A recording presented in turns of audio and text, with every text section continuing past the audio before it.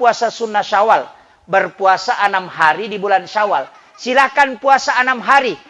Atau ganti puasa Ramadan, niatkan juga puasa Syawal. Itu bisa. Itu bisa. Karena sunnah dengan wajib bisa digandengkan niatnya. Niat 2 puasa sunnah bisa gandeng. Yang tidak boleh wajib dengan wajib.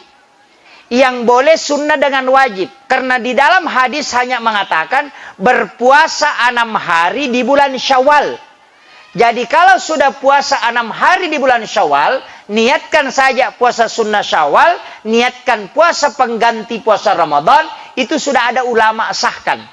Tapi kalau mau ambil yang paling aman, cukup niat puasa Syawal, tidak digandengkan dengan niat yang lain, tidak masalah. Karena ada yang membolehkan seperti itu. Pendapat boleh saja benar, boleh saja keliru. Tapi kalau dia benar, dapat 2 kebenaran, pahala. Kalau dia keliru, tetap dapat 1.